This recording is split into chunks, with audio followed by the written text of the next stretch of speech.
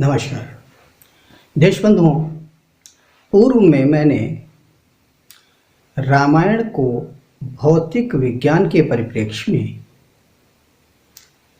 देखकर एक उदाहरण के साथ आपको रामायण का वर्णन किया था। आज जीवन दर्शन को ध्यान में रखते हुए फिलॉसफी के मद्देनज़र रामायण को हम कैसे देखें, समझें और पहचानें, ये आपको बताना चाहूँगा। रामायण में दो प्रमुख पात्र हैं, एक दशरथ और एक दशानन रावण। इन दो पात्रों के जो विचार हैं, जो विचारधारा है, उस विचारधारा का जो युद्ध है वही रामायण है, वही रामायण का मूल है। और ये दो विचारधाराएं सदा से चली हैं और सदा चलती रहेंगी। इनका अनुपात खाली बदलता रहेगा। अब ये विचारधाराएं क्या हैं? एक विचारधारा दशरथ, 10 माने 10, रथ माने कमांड करना, अपने नियंत्रण में लेना।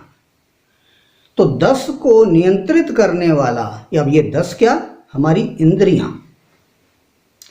तो वह व्यक्ति, वह विचारधारा जो 10 इंद्रियों को नियंत्रित करती है, वो क्या हुई? दशरथ। और दूसरी तरफ वह व्यक्ति या वह विचारधारा जो 10 इंद्रियों को भोग का माध्यम बनाती है, आनंद माने मुख। तो जो 10 इंद्रियों को अपने भोग का माध्यम बनाए, वो क्या हुआ?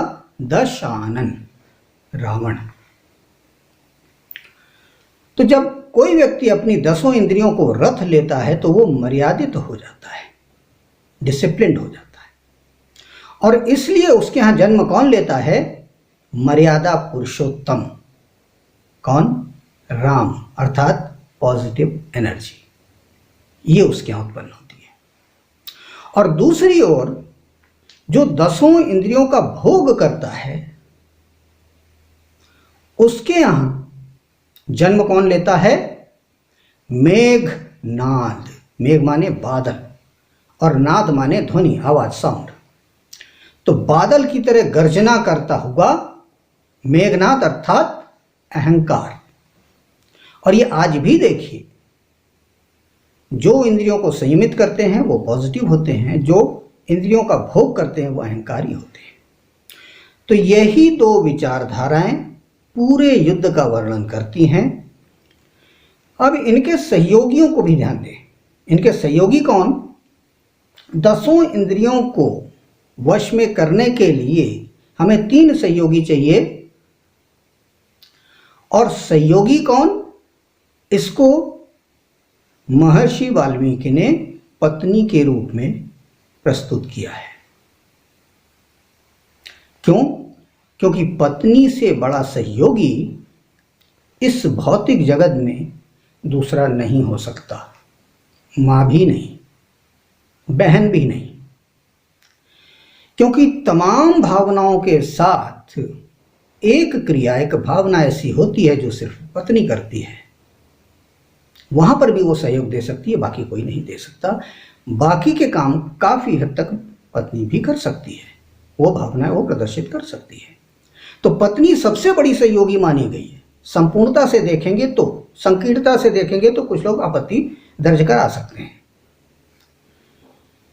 तो यहां पर 3 रानियां कौन कौन हुई? कौशल्या, कैकेयी, सुमित्रा। अब ये 3 रानियां सहयोगी के रूप में हैं। वो कौन हैं? जो लोग योग शास्त्र से परिचित हैं उन्हें पता होगा कि हमारी रीढ़ की हड्डी, बैकबोन में 3 नाड़ियां, इंगला, पिंगला, सुषुम्ना, ये विद्यमान हैं।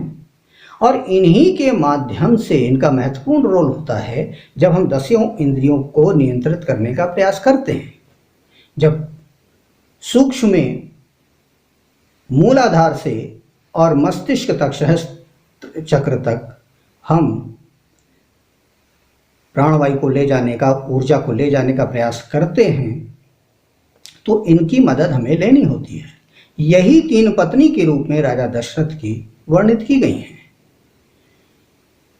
सुमित्रा अच्छी ऊर्जा, कैकेयी नकारात्मक ऊर्जा और कौशल्या दोनों में संतुलन बनाने वाली कुशलता के साथ। ये प्रतीक है।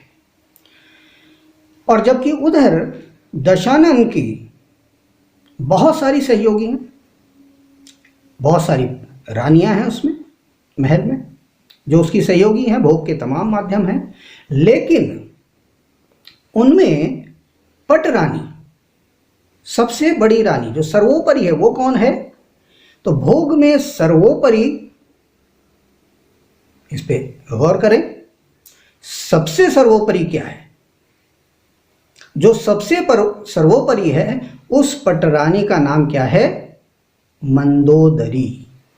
अब इस शब्द को तोड़िए, मैं ये पहले भी कह चुका हूं कि ऋग्वेद में एक श्लोक है जो ये हमें बता रहा है कि ज्ञान प्राप्त करने के 10 मार्ग हैं और उनमें सबसे अंतिम मार्ग जो है वो यह है कि शब्दों को तोड़िए मरोड़िए और उसमें से उनका भाव निकाल लीजिए। अगर आप सही भाव निकालने में समर्थ हो गए तो सबसे सही मार्ग यही है। अर्थात अभिप्राय यह है कि कैसे भी आप मूल में छुपे हुए रहस्य को निकाल लें, भावार्थ को निकाल लें, तो मार्ग सही है। तो मंदोदरी शब्द को जब आप तोड़ते हैं, जरूरी नहीं कि यहाँ पर संस्कृत की जो भाषा की व्याकरण है वो पूरी तरह से लागू हो, कोई जरूरी नहीं। आपका मूल उद्देश्य भाव को निकालना है, व्याकरण मूल उद्देश्य नहीं है। मंद माने नीचे, उदर माने पेट। तो पेट से नीचे का हिस्सा किसका? नारी का। सोच के देखिए, क्या ये भोग का सर्वोपरि सबसे बड़ा माध्यम नहीं है?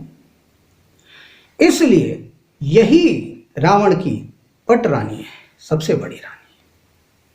तो रावण के भोग का माध्यम, रावण जिस रास्ते पे जाना चाहता है उसमें सहयोगी मंदोदरी, बाकी तमाम रानियां।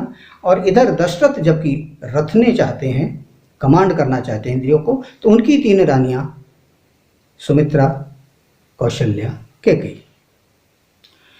ये नजरिया लेकर के अब सारे रामायण के कथा क्रम को इस नजरिए के साथ एक बार चिंतन मनन करना शुरू करें तो सारे भेद खुलते चले जाएंगे।